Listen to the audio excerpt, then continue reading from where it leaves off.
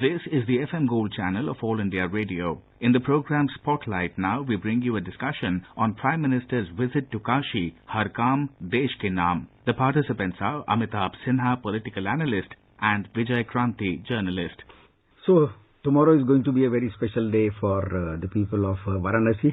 The Prime Minister, Mr. Narendra Modi, he will be visiting Varanasi, Kashi, which is his constituency, for coming 2 days. And this program is filled up with many developmental activities and a lot of interaction with the people of Kashi. So, Mr. Amitabh Sinha, how do you look at a Prime Minister visiting the constituency and interacting with his people and inaugurating so many developmental programs? This proves that even after elections, he went there for Thanksgiving, and he went there around so many development projects. He visited Kashi Vishwanath Temple, visited Ghats. This is a unique phenomenon. Prime Minister not ignoring his constituencies. Earlier, we have seen so many Prime Ministers, so many VIP constituencies. But we know the fate of all those constituencies nowadays. Now, what about Varanasi? Right from the day one, Prime Minister Modi has focused on development of Varanasi, widening of roads, flyover direct from airport to that enters the city. That was always choked. It used to be a very big problem for not only the local people, even for the visitors, that reaching from airport to the city used to be a big hassle. And the Prime Minister has ensured that the roads are now widening, most of the ghats are clean. Now, this visit assumes significance. He is visiting after 2-3 poll debacles. And he will announce so many programs. People of Varanasi will eagerly awaiting to welcome him. Yes, for them there are many reasons to wait for him. One major reason is that every time Prime Minister is there are some new projects which people have been waiting for. Those projects will be inaugurated for either to start or once they are completed, because Mr. Modi he has established a tradition that if I launch a program or launch a developmental project, I see to it that I also inaugurate it, or which means it is finished in time.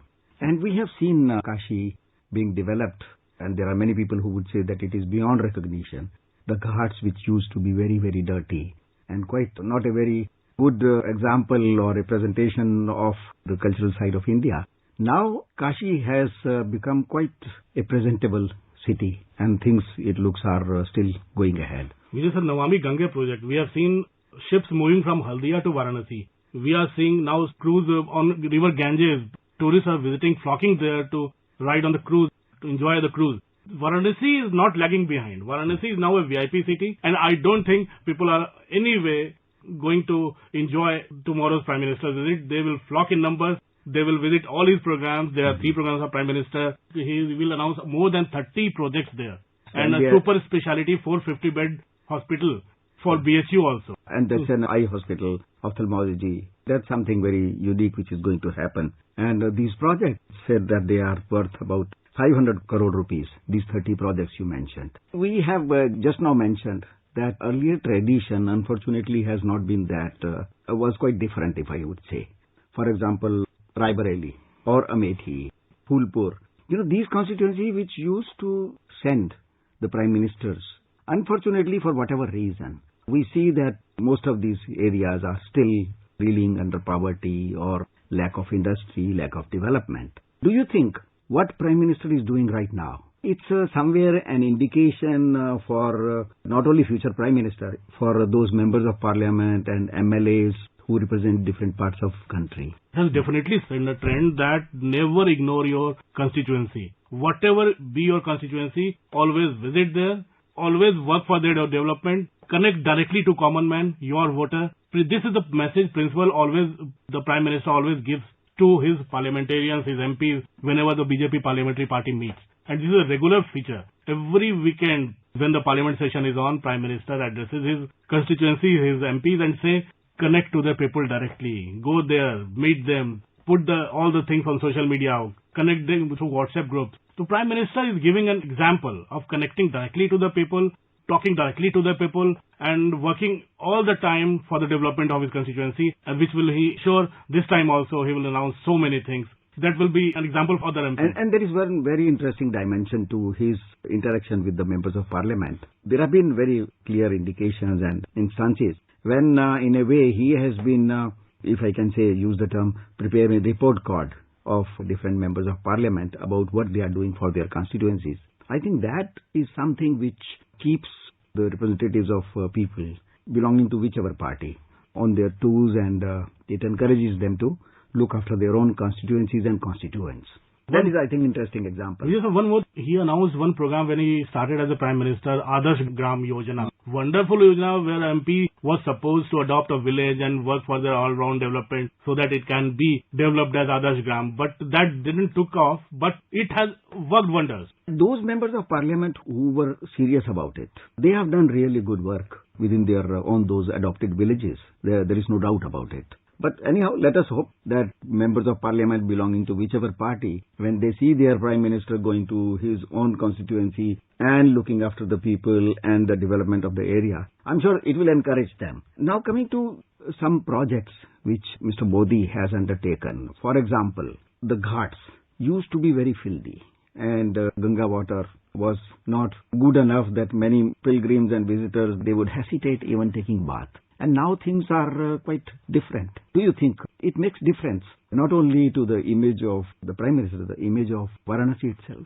It is a VVIP constituency and everybody is aware of it. Even when there were rumors that PM will fight from Puri or from some other constituency from Gujarat, people were eagerly awaiting that we also get opportunity to become a VVIP constituency. But the fact is that PM has wonderfully combined his administrative and his visits with his ideological visits also. He will announce, he will dedicate to nation Pandit Deen Dayal Upadhyay Memorial Center and 63 feet Panch Loha statue of Pandit Deen Dayal Upadhyay to the country. Over 200 artisans has worked days and nights for last 1 year to complete the statue.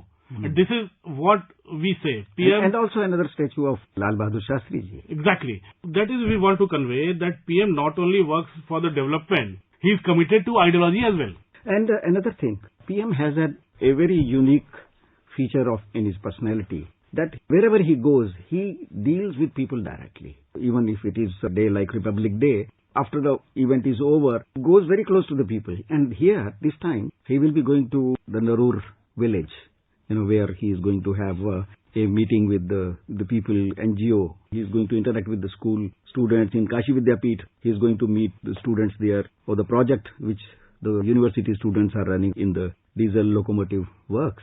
So this interaction of Prime Minister of a country with the people, I think it presents a good example to other politicians also. And one more thing to add. This is also related with bhakti and religion. Prime Minister will also flag off the Indian Railways Mahakal Express through video link there. The train will connect 3 Jyotirling pilgrimage centers, Varanasi, Ujjain and Omkareshwar. This would be first overnight journey of a private train in the country. This is also significant. Yes, One train visiting all 3 Jyotirlingas overnight. This is something very interesting that Mr. Modi, because of his own spiritual leanings, etc., but the way he has encouraged spiritual tourism, which is a great source of, I would say, for India, it's a great source of attracting tourists from not only within the country, from abroad also. So these kind of projects, like the Ramayana circuit, the Buddhist circuit, and now this Jyotirlinga, these things show that religion or spirituality, they are not only personal matters. They have a social, economic dimension also, and developmental dimension also. I think that is very interesting. Combining spirituality and development and ideology is a unique plank that Prime Minister is giving to the people of the country. No doubt about it. And, the Hastkala Sankul, which is developed in Varanasi, which is housing a large variety of handicrafts of that region. This development of local handicrafts, don't you think it has a great economic and social dimension? Varanasi is known for its saris and handicrafts all over the world. Varanasi saris are famous all over the world, and artisans are suffering, that also world knows. PM has taken a lot of initiative for their well-being, their development. But the 2-day Kashi Ek Roop Anek exhibition will be inaugurated by Prime Minister at Pandit Deen Dayal Upadhyay Hastkala Sankul. Prime Minister will interact with buyers and artisans coming from different parts of the countries of the world, including America, England, Australia. This is also unique. Artisans from America, England and Australia are coming there, participate in that program. Prime Minister is not only Varanasi outreach, this is world outreach for our artisans. And there is a very interesting dimension, which I would say environmental dimension to his visit this time. UP government has initiated a project where it's planned to have 222 crore new plants, trees to be planted. And the Prime Minister is going to participate in that in Varanasi, where about 27 lakh plants are going to be, transplanted this time. So it shows that there is economy, there is spirituality, there is development, and there is environment also. And this is for VVIP constituency Varanasi. And one more thing we are to discuss, Vijay sir. Prime Minister is scheduled to first program in Varanasi tomorrow is the closing ceremony of centenary celebration of Sri Jagat Guru Vishwaraditya Gurukul. Prime Minister will release the translated version of Sri Siddhant Shikhamani Granth in 19 languages. This is very interesting. This belongs to Veera Shaiva sect, which belongs to Lingayats also belong. So these are all 5 mutts all over the country. One is in Karnataka, one is this. This has ancient connection also. PM has always said in his interviews that he is more spiritual. This also... Yeah, this differentiating between spirituality and religion, I would say this Prime Minister has done very nicely, very precisely. Because most of the times we used to associate spirituality with religion as such. Religion is a part of practice.